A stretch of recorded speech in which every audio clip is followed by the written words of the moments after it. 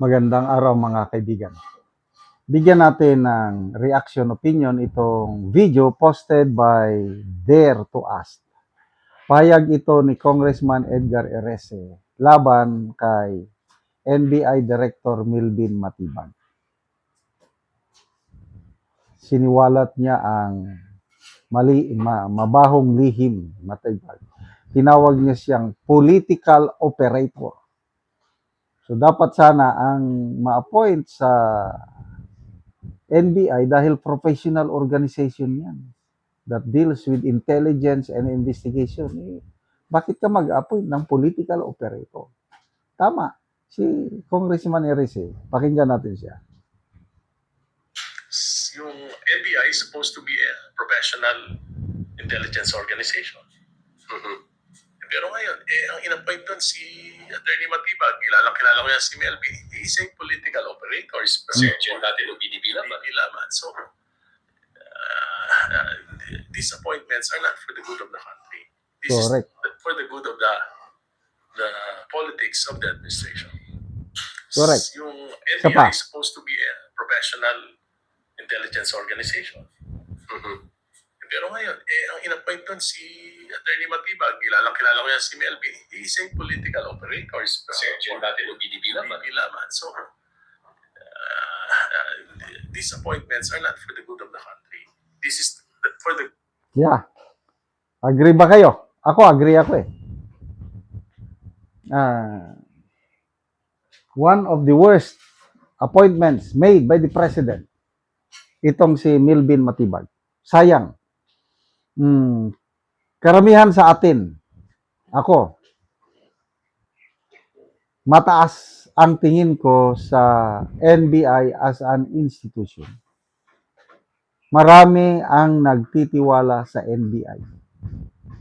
May mga kamag-anak ako, kaibigan, na kung nagkakaproblema na tungkol sa hustisya, magpaimbestiga sila. Ang gusto nilang maghawak sa reklamo nila is NBI. No offense meant sa mga kabaro natin sa pulis. Nung una, ayaw nila sa pulis. Nung una, sa ngayon, malaki na ang ipinagbago ng ating kapulisan. Hindi na katulad nung una. Nung una kasi, ang pulis maraming na-involve sa kalukuhan. Ngayon, hindi na. Nagbago na rin ang kapulisan, in fairness sa kanila. So, nung una, ayaw nila ng pulis. Lalapit, Sir, lalapit yung mga kaibigan ko o kamag-anak, may kakilala ka ba sa NBI? Bakit? Ganito kasi ang nangyari sa amin, sir. Gusto namin magpatulong sa NBI. Bakit sa pulis? Huwag na lang kung pulis, sir. Ganon nung una. So, bakit NBI? Alam namin, matitino ang mga nasa NBI. I agree, matitino.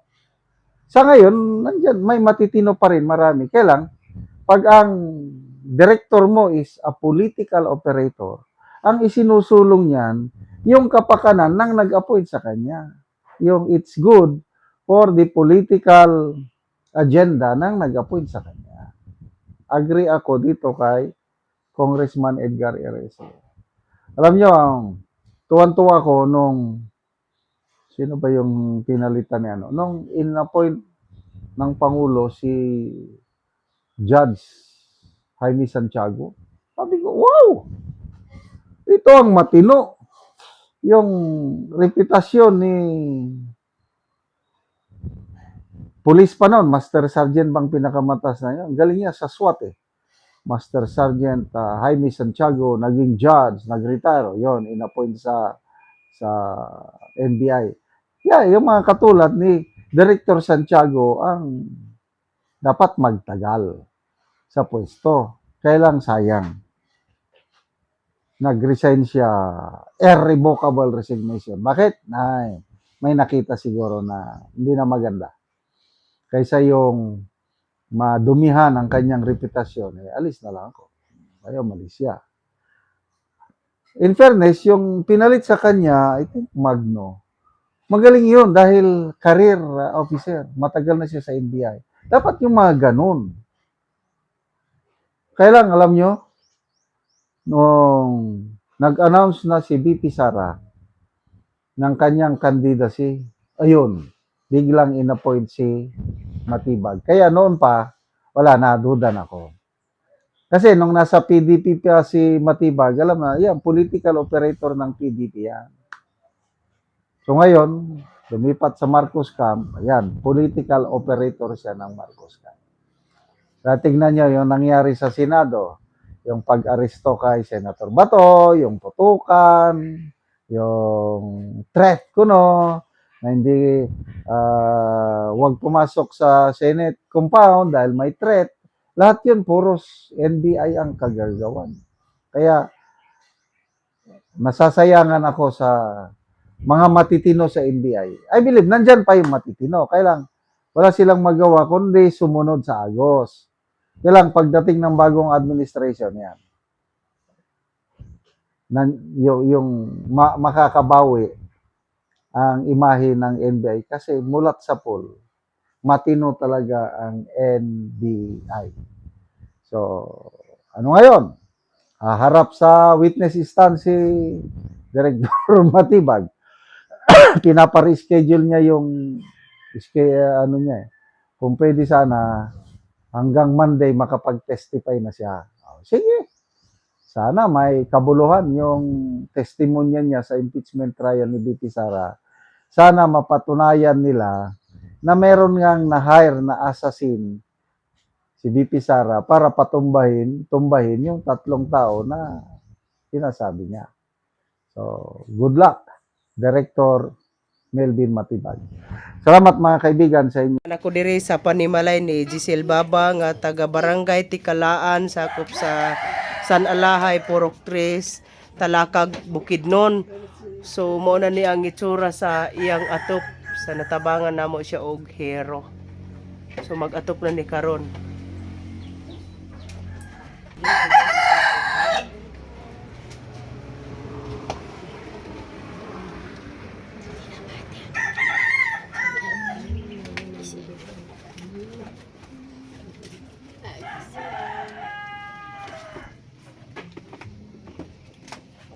Og mo na ni ang gihatag nga yero nga gitabang 5 ka di 8 og 3 ka di 10 nga ilang iatop karon.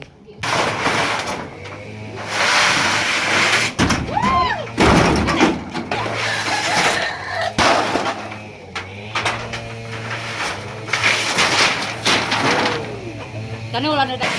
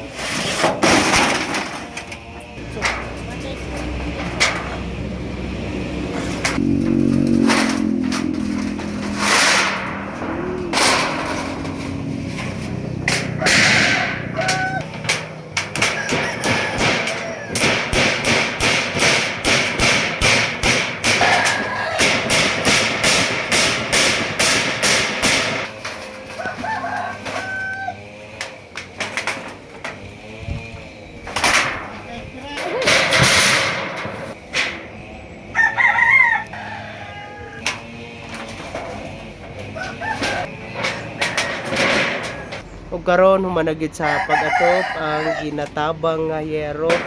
So nahuman na gyud. Unang-una is magpasalamat ko sa Ginoo kay nakakuan mi og kanang nakadawat mi og grasya nga hinabang nga sin para mapulihan ang among atop nga 20 years na gyud nga tulo. Nagantos mi sa tulo gakabasa gid mi kong ulan na dayon. Salamat kay sa nag-sponsor unta daghan pa nga grasya nga inyong madawat para more pa ang inyong matabangan labi na sa mga ilang ati nga sila ang gihimong way nga kuan. Salamat kay sa inyong effort nga kami salamat kay sa inyong effort nga kuan kamo gid ang gihimog kuan way sa Ginoo nga para kamo ang makatabang sa mga kuan kabos nga sama namo nga lisod kayo makapalit og mga sin kay tungod sa kalisod ay diri man gud sa amo walay mga stable og trabaho ang mga tao. Salamat kayo. Salamat kaayo.